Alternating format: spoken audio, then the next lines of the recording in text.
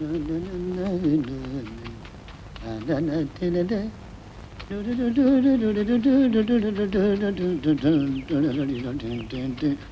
Morning കുഞ്ഞ്. Morning. Krishnankutty പറഞ്ഞു കുഞ്ഞിന് റോസാ ചോടൊരു വലിയ കമ്പമാണ്. ഇതാ ഇത് പുതിയ റോസ. നമുക്ക് ഈ തോട്ടം കാര്യമായി ഇത് മൂടി പിടിപ്പിക്കണം. അതിനെന്താ ചെയ്യാലോ. അടുക്കളയിലൊരുത്തിന്റെ അഭ്യാസ പ്രകടനം നടക്കുക. ഞാൻ പോയി നോക്കിട്ട് വരട്ടെ. ഇതാ പിടി.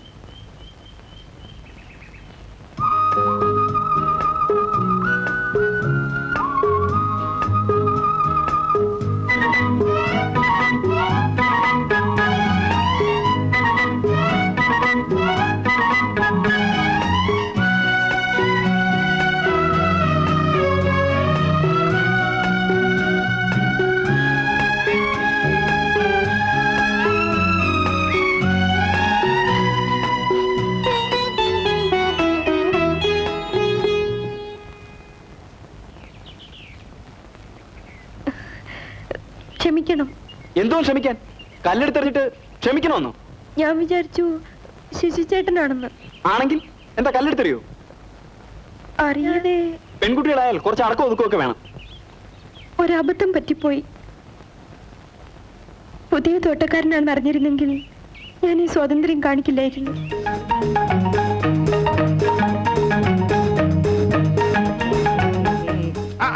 ശോഭയോ? എന്താ രാവിലെ തന്നെ? ജാനകിയമ്മയ്ക്ക് നല്ല സുഖമില്ല. ഇന്നും നാളെയും വരില്ല എന്ന് പറഞ്ഞു. ഭഗവാനെ, ഇപ്പൊ 2 ദിവസത്തേക്ക് ഫുഡ് പ്രോബ്ലം കാണുമല്ലോ. എന്താ മുഖം വല്ലാതിരിക്കുന്നേ? അത് ഞാൻ ശശിചേട്ടനാണെന്ന് കരുതി ഈ പുതിയ തോട്ടക്കാരനെ. തോട്ടക്കാരനോ? ഇത്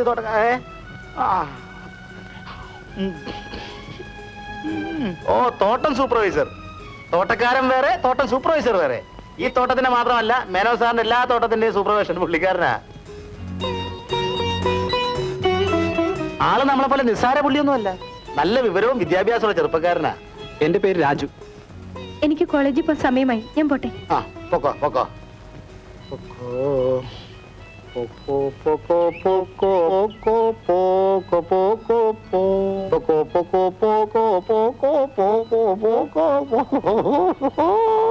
ഇന്ന് ഇച്ചിരി കുറവുണ്ട്. എന്തായാലും നാളെ രാവിലെ ഞാൻ അങ്ങ് എത്തിയേക്കാം.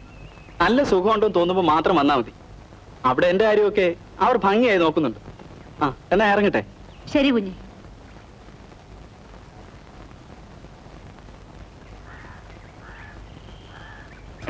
അപ്പോഴേ ജാനകിയമ്മ അവിടെ വരില്ല എന്നുള്ള വിവരം അവിടെ ഒന്ന് പറഞ്ഞാരാ? ആ വെച്ച് ഇവിടെ അടുത്തുള്ളതാ. ഇവിടെ അടുത്തെന്ന് പറഞ്ഞാൽ ആ കാണുന്ന വഴിയെ വലത്തോട്ട് പോകുമ്പം 2ാമത്തെ വീടാ. എന്താ കുഞ്ഞെ കാര്യം? ഒന്നുമില്ല. അതല്ല, എന്തോ. അത് ഒന്നുമില്ലെന്നേ.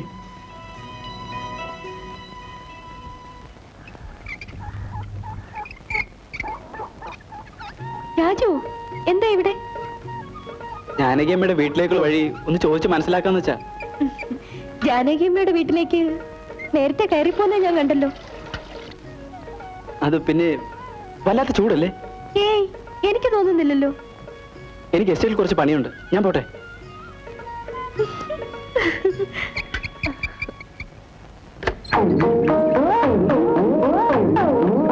മോളെ തിലോത്തമേ,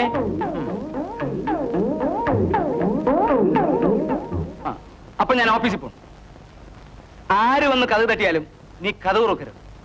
ഞാൻ മുട്ടിയാൽ പോകും. ആ, ഞാനിങ്ങനെ ഇങ്ങനെ 2 പ്രാവശ്യം ശബ്ദം ഉണ്ടാക്കും. അതാണ് എന്റെ അടയാളം. മനസ്സിലായോ? അതടക്കി അതടയ്ക്കാൻ.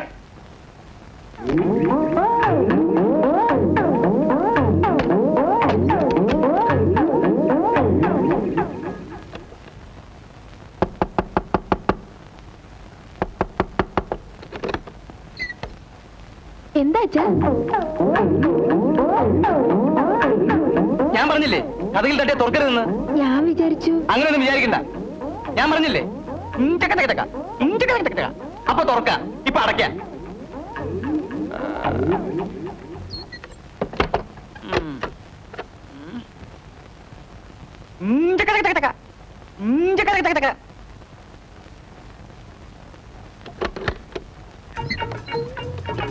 ഇഞ്ചക്ക ദുർഗാ സാറുണ്ടോ?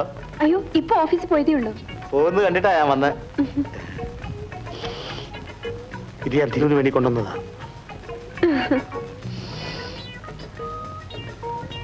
എന്തൊക്കെയുണ്ട് വിശേഷങ്ങൾ? ഒന്നുമില്ല. എങ്കിൽ ഞാൻ പോട്ടെ. ആ തിരു, ഒരു കാര്യം പറയാൻ കൂടി ഞാൻ വന്നത്. അതായത് ഇന്നാളെ ഞങ്ങൾ ഷട്ടിൽ കളിച്ചോണ്ടിരിക്കുമ്പോ ഷട്ടിൽ മതിലിന്റെ പുറത്ത് വന്ന് വീണു. അതെടുക്കാനായി ശിശു മതിലിൽ കയറിയപ്പോ അവനെ ഷോക്ക് അടിച്ചു. ഇപ്പൊ അവൻ ആശുപത്രിയില്ല. അയ്യോ.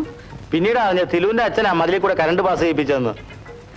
തിലുവിനെ കരുതിയ ഞങ്ങളൊന്നും ചെയ്യാത്തത്. അതുകൊണ്ട് പുള്ളിക്കാരോട് സൂക്ഷിച്ചിരിക്കാൻ പറയണം. അപ്പൊ ഞാൻ പോട്ടെ. അയ്യോ.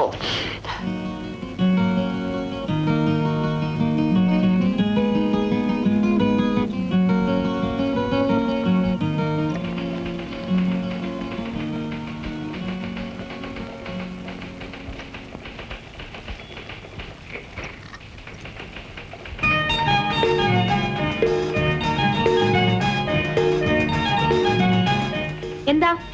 ടൈപ്പ് റൈറ്റിംഗ് ക്ലാസ്സിൽ ചേരാനാണ്. ആ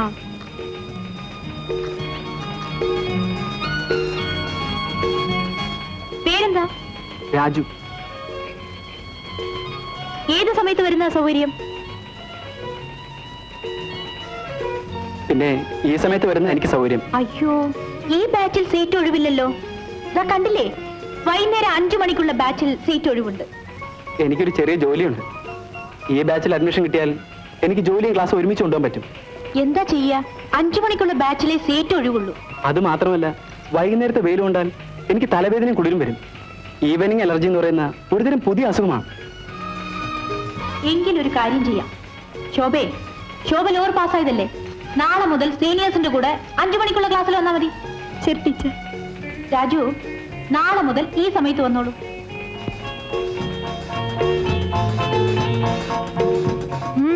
എന്താ ആലോചിക്കുന്നത്? ഈ ഈവനിങ് അലർജി എന്നൊക്കെ പറയുന്നത് വളരെ നിസ്സാരമായ അസുഖമല്ലേ. ഇതിനെയൊക്കെ പേടിക്കാൻ തുടങ്ങിയാൽ പിന്നെ അതിനെ നേരം കാണൂ. അതുകൊണ്ട് ഞാനും 5 മണിക്കുള്ള ക്ലാസ്സിൽ വരാം.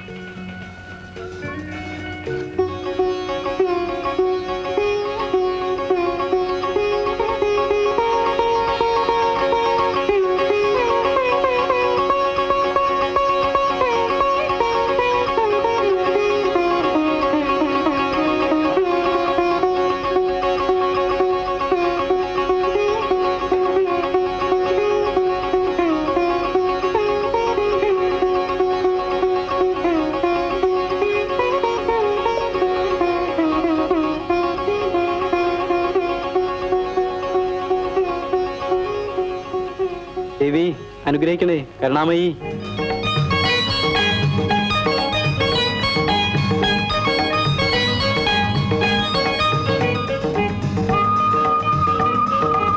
ദേവി മഹാലക്ഷ്മി രക്ഷിക്കണേ.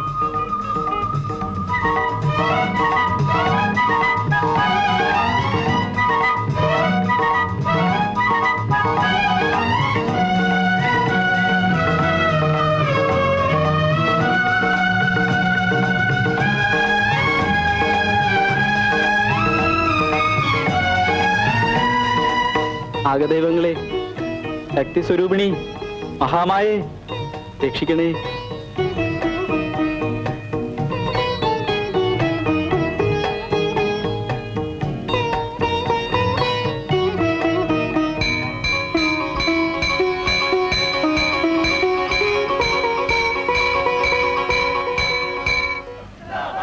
എക്സ്ക്യൂസ് മീ, സെക്കൻഡ് പീരീഡ് ക്ലാസ്സിൽ എവിടെയാണ്? അവിടെയാണ്. ഇന്ന് സമരമായതുകൊണ്ട് ക്ലാസ്സുകളെല്ലാം വിട്ടു.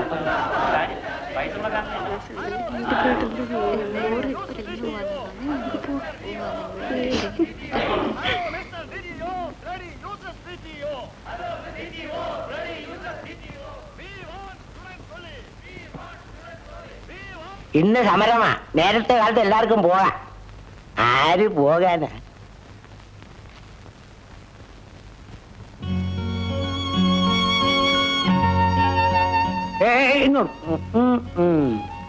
ഇയാൾ ഈ കോളേജിൽ പഠിക്കുകയാണോ? അതെ. ഏത് ക്ലാസ്സിലാ? Second DC കെമിസ്ട്രിയാ.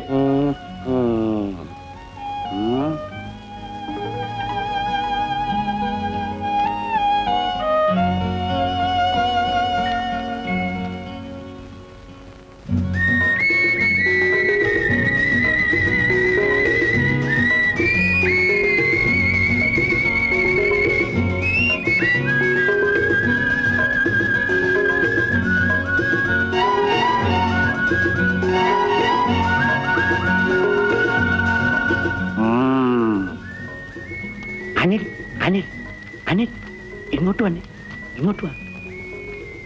Anil second GC കെമിസ്ട്രിയിലല്ലേ പഠിക്കുന്നത്? അതെ. അനക്കണ്ടോ? ഇപ്പൊ നോക്കണ്ട. ആ ജുബാക്കാരൻ പയ്യനെ ശ്രദ്ധിച്ചു. അവൻ അനിലിന്റെ ക്ലാസ്സിലാണോ പഠിക്കുന്നത്? എന്റെ ക്ലാസ്സിലല്ലേ? ആ പോയിക്കോ പോയിക്കോ. ഇങ്ങോട്ട് വന്നേ, ഇങ്ങോട്ട് വാ. ഇയാളോ? അല്ല, താങ്കൾ തന്നെ. വരണം. ഞാനോ? വരണം വരണം മിസ്റ്റർ.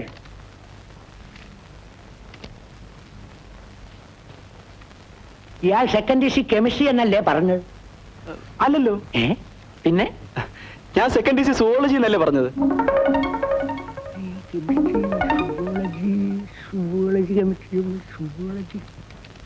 കെമിസ്ട്രി എന്നല്ലേ പറഞ്ഞത്? അല്ല, സംശയം ഉണ്ടെങ്കിൽ ഞാൻ ക്ലാസ്സിൽ പോയി ഐഡന്റിറ്റി കാർഡ് കൊണ്ടുവരാം. പോട്ടെ.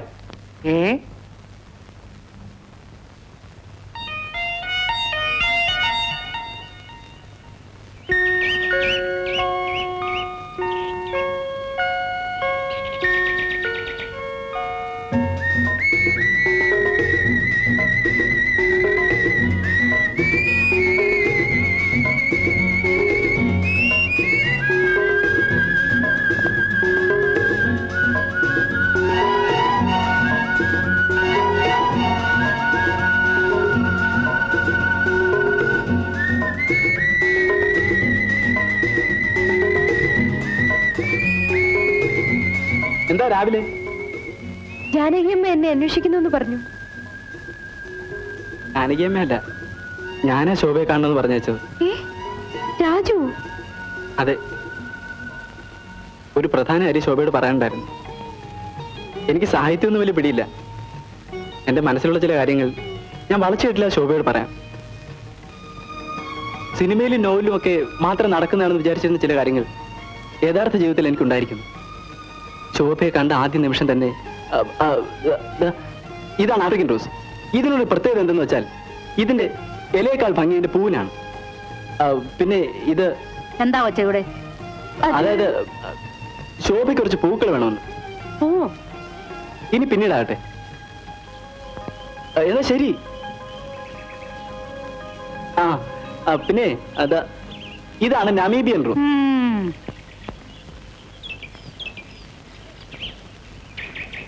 കേറി വരാൻ കണ്ടൊരു സമയം.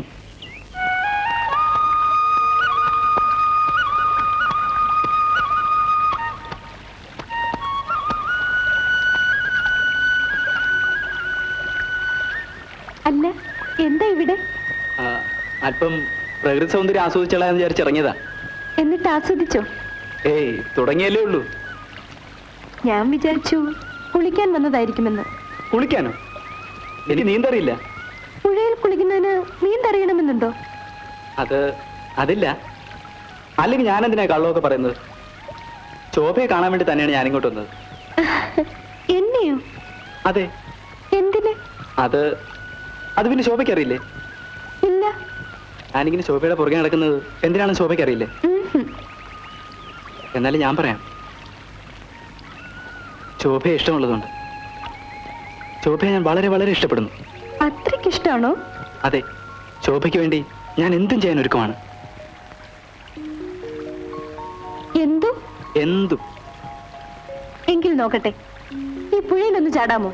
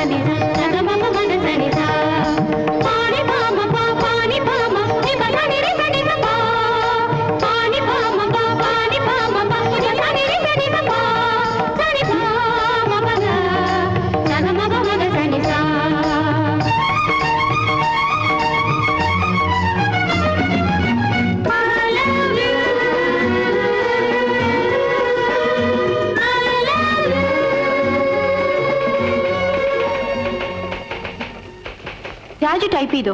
ചെയ്തു. ഇല്ല, എവിടെ നോക്കട്ടെ. അത് ടീച്ചർ